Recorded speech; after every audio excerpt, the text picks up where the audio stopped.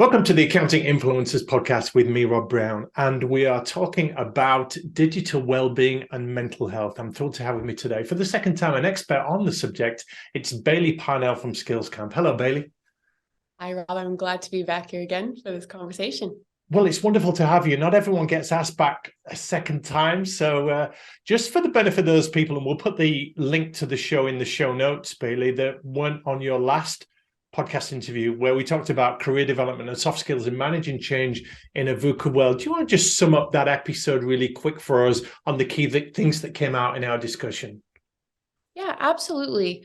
We were talking about how in this VUCA world, which means volatility, uncertainty, complexity, and ambiguity, basically in this rapidly changing, wild, so much information world all the time, what are the skills that we need to get through those changes and to thrive really in the future of our own career growth, but also if we have any aspirations for leadership. And we spent a lot of time on inviting more, which means a growth mindset, optimism in practice, resilience, and the interconnectedness of each other. And so if you are interested in any of those skills, you should go listen.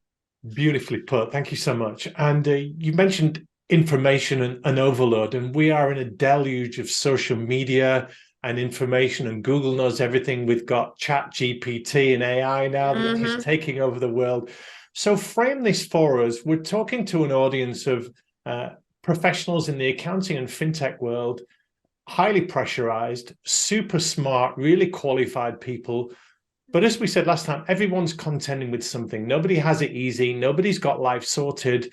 We're trying to make sense of the sheer amount of information and responsibility coming at us. This speaks to mental health and digital well-being. So what are the key parameters of this discussion, Bailey? Yeah, well, for anyone who listened to the last one or who has yet to, what brought us here was when we were talking about that VUCA world and we were saying the volatility, uncertainty, complexity, and ambiguity. Part of that complexity is the digital world now that didn't exist in its current form even 10 years ago.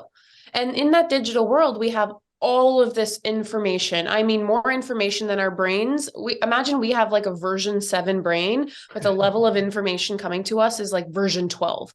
Like we don't have it to sort through all of that information and make sense of it and then reflect on what it means for us in our life with all of that coming at us.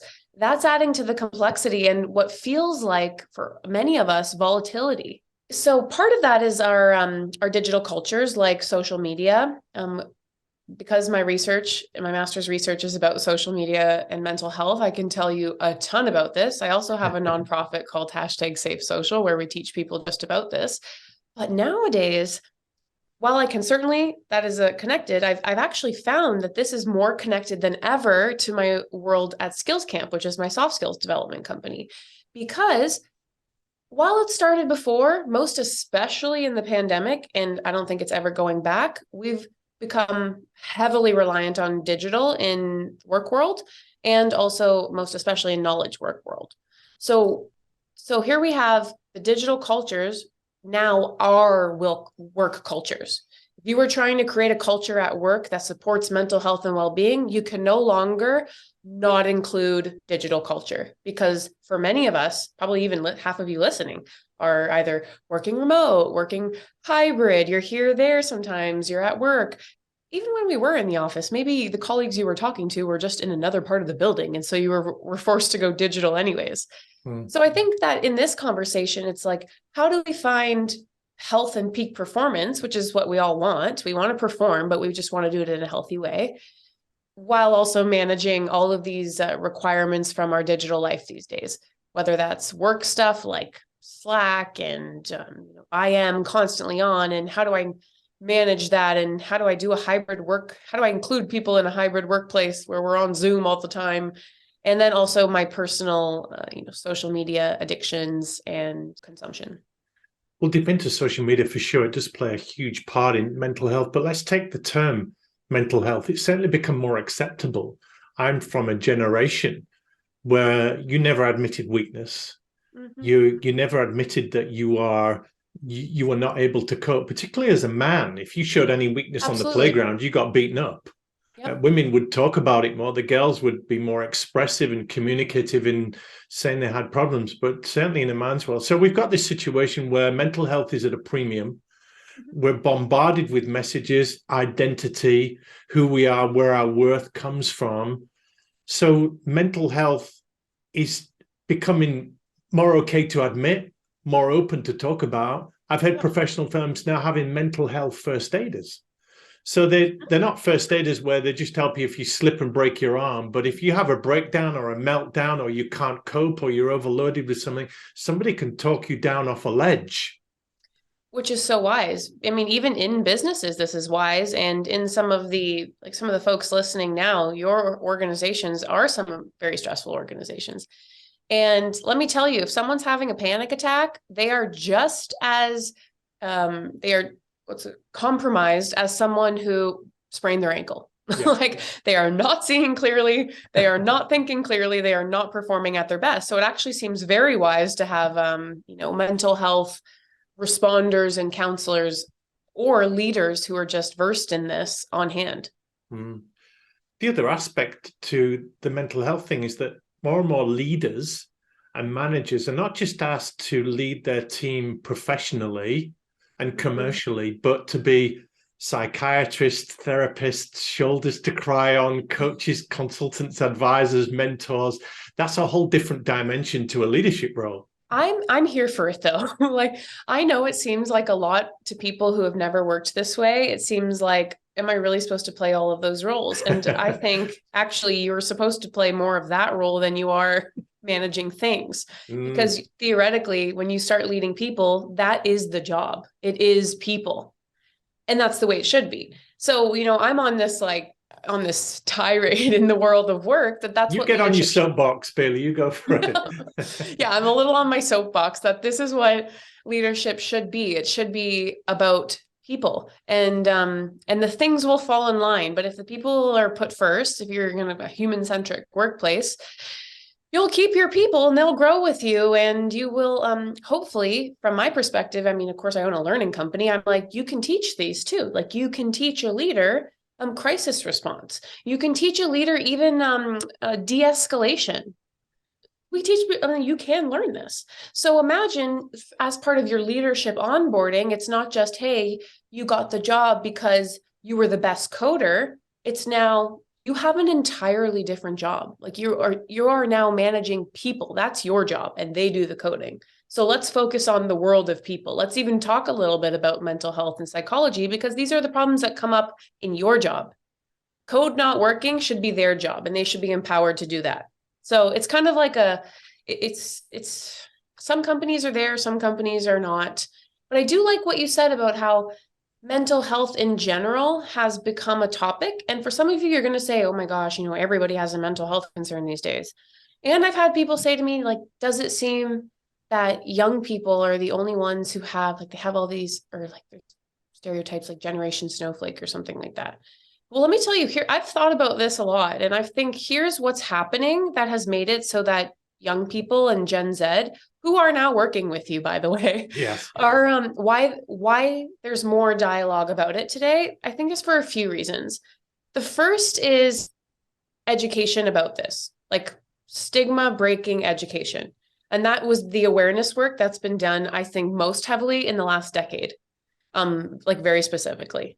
This is the even public service announcements about this. This is the organizations partnering with your celebrities, talking about mental health. This all was really hyper-focused in the last decade, which gave people, and especially young people, the language to describe what I believe was always happening with them. Did this happen in my parents' generation, my generation, your generation, Rob? Yes. 100%. We always had anxiety and stress and depression and all of these things, but now we had the language to identify it in ourselves. Now, just having the language is the first part of 3, if you ask me, because if you have the language, that still doesn't mean that you feel safe saying to someone, oh, I know it's depression. Oh, I know it's anxiety, or I'm having a panic attack, but to actually say it out there is another thing. And because of all this awareness, we also had a stigma breaking. Like, so there's less stigma around it today, most especially with young people, because they've never known anything else. So they are now they know how to describe it, and they're willing to say it. And then the third thing is social media. Like, we cannot ignore how much of an impact this has had, especially on young people. It is an always on thing that doesn't turn off. Every stressor you ever had in high school, every stressor you ever had in university, coming home with you, not leaving, can't leave the bully, like comparison, all of these things just hyper escalated all the time, and no education about digital well-being. So you put these together, yeah, we're talking about mental health a lot more. And then we have the VUCA world that is rapidly changing. And I'm thinking of styles of leadership. You work with a lot of leaders, Bailey. There are still those old school leaders that are there to get the job done. And if you can't get the job done, man up or get off the bus. I'm taking the people with me that can cope. And then we're seeing the emergence of a more feminine, if you like, compassionate, empathetic, vulnerable style of leader that is willing to make an example of themselves and say, hey, in some areas I'm struggling. And that gives permission to their team to come out, if you like, and admit the same.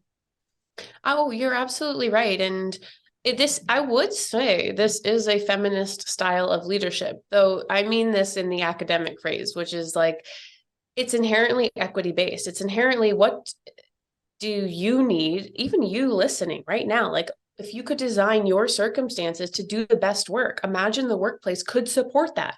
Literally everyone wins. You're doing better work, and then I'm getting better results, and then the company is doing better. That's actually like what would technically be called a, feminist leadership style, but what I would call human-centric leadership. And what I'm going to put my claim on now is the future of work, most especially in the face of globalization, automation, AI, robotics, all of these things that don't have that human focus coming in and maybe taking some of our jobs away, or just reshaping the world of work. Like, very often we talk about the jobs that will be lost, but if you look at some of the reports from the World Economic Forum, they also estimate, this part is often left out of the news story, that there will be more jobs created in other ways.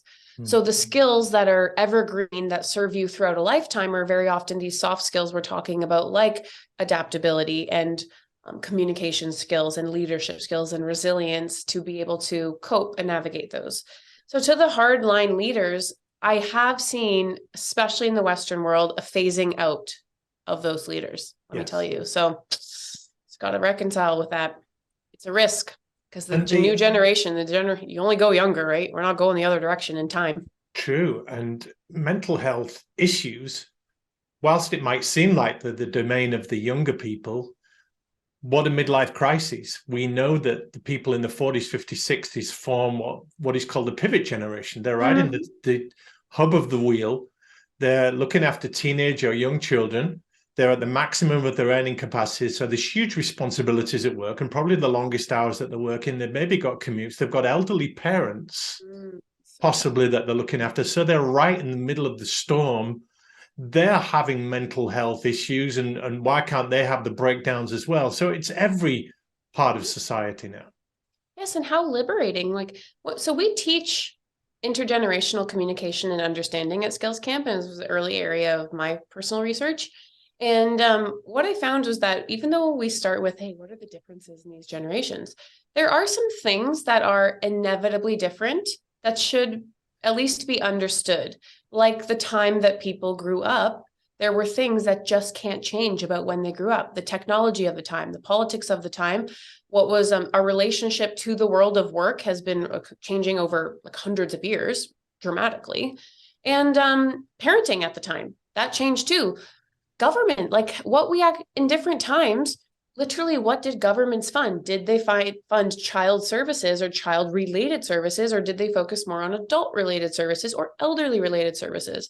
So this stuff is the stuff that can't change. But when we talk about the qualities that are more stereotypically attributed to Gen Z and maybe Gen Y, is, things like transparency, like meritocracy, like feedback and openness and vulnerability.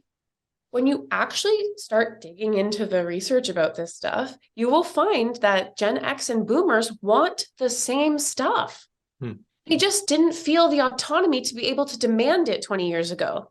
But now It's like I'm getting shivers because it's like they want every time they report, do you want a more empathetic workplace? Yes. Do you want a workplace where the person who rises to the top is the one who does it best, not because they're the daughter of the owner? Yes, we all want that.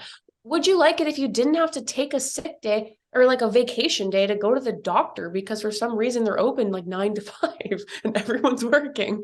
Yes, that would be amazing. I wish I didn't have to use one of my 2 weeks of vacation to go to the doctor. Like everybody wants the same stuff. And so really it would be just like a revolution if we could all unite in the mutual desires that we actually have, as opposed to focusing on what divides us generationally. Let's camp on the role of social media in this, Bailey. Yeah. I'm reading one of my favorite authors, Calvin Newport, Digital Minimalism, who talks about the sinister power of screens and how addictive they are and how they've become the new cocaine, and how clever advertisers and marketers and social media platforms are at luring you onto their platforms and getting those little bursts of dopamine. Yeah. It's a problem, isn't it? Yeah. Well, it's a perfect segue too, because this is also an intergenerational concern, because of course the tech and our digital lives are changing in the workplace, led mostly by the younger generations. So yeah, you're absolutely right. The tyranny of the screens is strong. I mean, you have social media, and not just social media, but e-commerce in general. Like if you're doing any sort of e-game, like gaming on your phone, even if you're sometimes doing shopping like on an app or something like this, the e-commerce world is designed, it's what otherwise called the economy of attention. And essentially everything is competing for your attention, your finite attention. So every time you give something a like or share, or these days 0.5 seconds longer you spend on an advertisement, that becomes a recorded transaction attributing value. And now this actually means monetary, fiscal, and social capital as well. So I'm sure we've all heard of something like an influencer who has amassed social capital online and has related this to financial capital in the offline world, or social capital in the offline world, like access to things that others don't have access to. So we have this literal whole ecosystem designed to keep you there, even with a decision as small as making the notifications red because it gets your blood pumping and you want to remove it. All designed to keep you there. Now, this has worked. Let's be honest. This has worked from every level. I would say that there is mass addiction to social media and screens right now, if by every measure, actually. And this is of great concern to me because in my work, I define social media as a risky behavior, similar with online gaming, all these sorts of things. A risky behavior in psychology is very simply something where when you participate, you expose yourself to potential harm. And we know for sure now that you expose yourself to potential harm. That could be stress, that could be abuse, that could be trauma or PTSD because you never know what you're going to get in a scroll. Could be frustration, could be experiencing all these VUCA elements of the world, these uncertain elements, but having it all the time, and then suddenly not realizing why I'm always anxious and not realizing how the screen plays into it. Literally, I mean, every part of our screen culture, even physically. You know, there's a rise of carpal tunnel. I had tennis elbow. Tennis elbow is actually because, if you can see me in this video, I am demonstrating, it's an overworking of your wrist without the rest of your arm, due primarily to screens. Wow. People are reporting this muscle hurting more because of the phone sitting on their pinky. More people are nearsighted because we're looking at screens all the time. This happened to me in the pandemic. So there's actually very real physical, sociological, psychological consequences to our screen culture. And of course, this affects work. Yeah.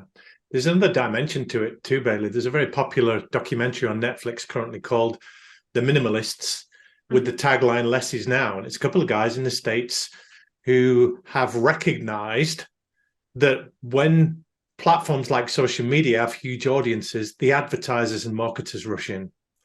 So TikTok is now one of the biggest e-commerce sites, as is Amazon. And we have this deficit type marketing, which tells you that you're never complete until you have this car or this perfume or this item of clothing or this next thing. So there's that whole mental health thing going on, that I've not got that and I'm not that celebrity and I can't compare with them until I've got that.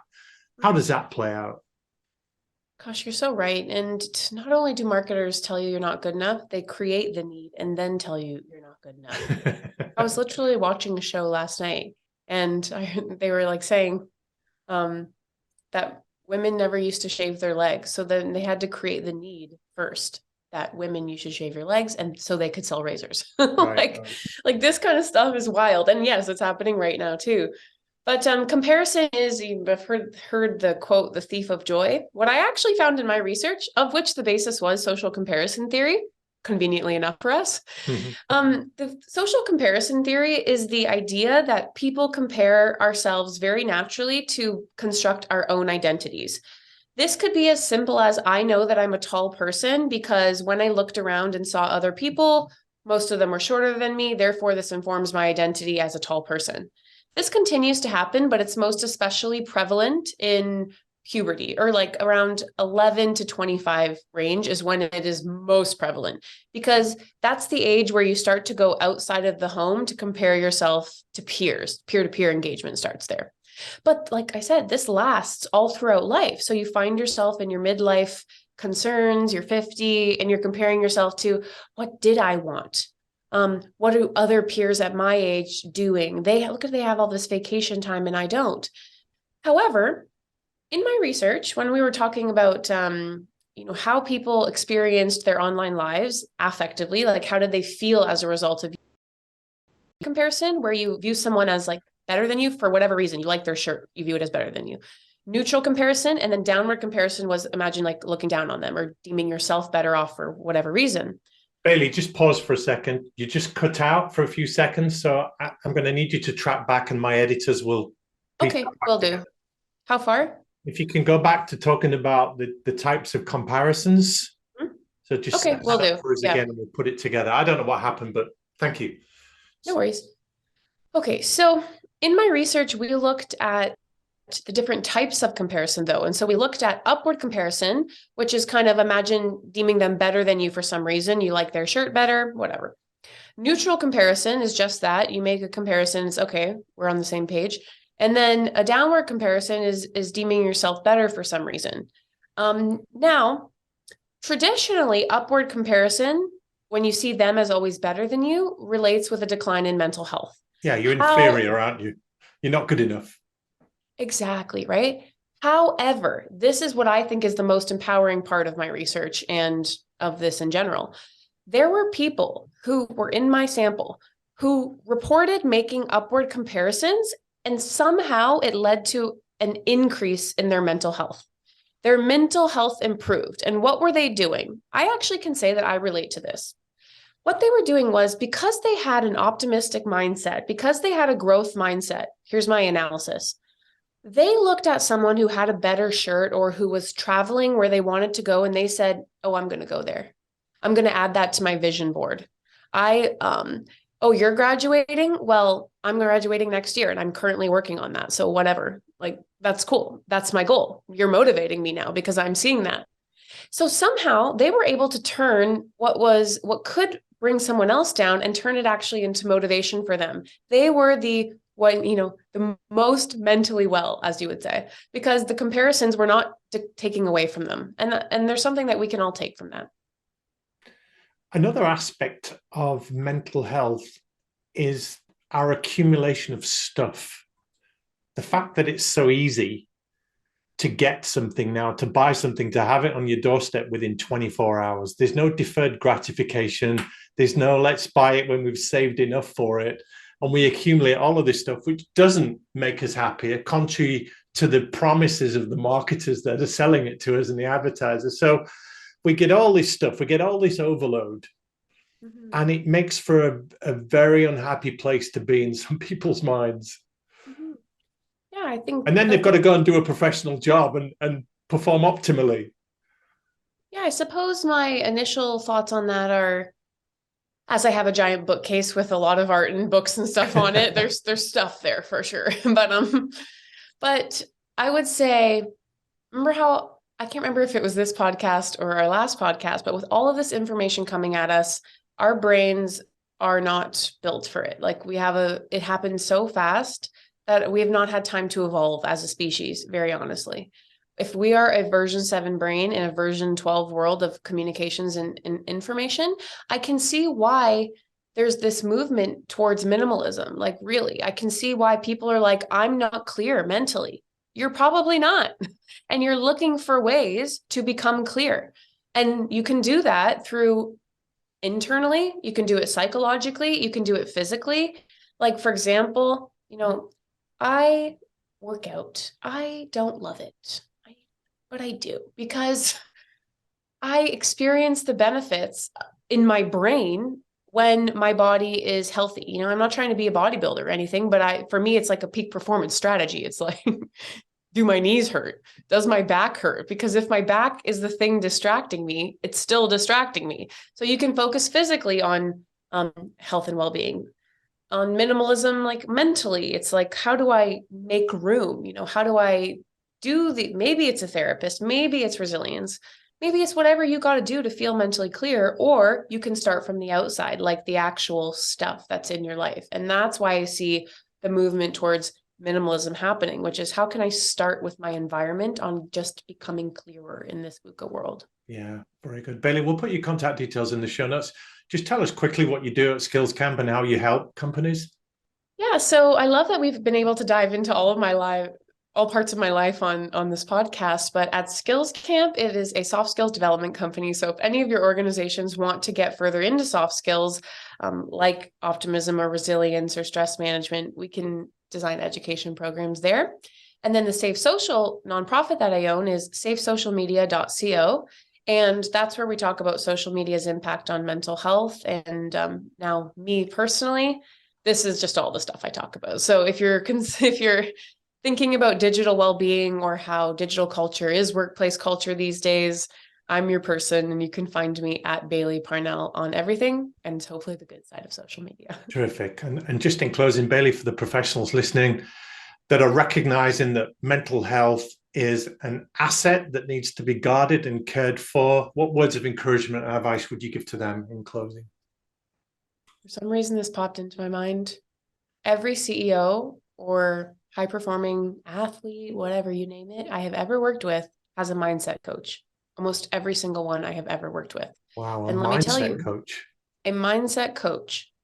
Therefore, what they're saying, and what I'm going to say to you, is that high-performing people see their brain as a muscle. They see it as something that needs to be continually developed, like I go to the gym. And like I need to be learning, and the circumstances are going to change. So my wisdom to you, my last piece of advice would be, if you want to perform, you got to see your mental well-being as part of that. You don't just get to turn off your brain when you go to work. That's great. Such a powerful message, Bailey. It's been wonderful speaking with you today. Thanks so much for your passion and your insights. No, thank you for having me again. It was great.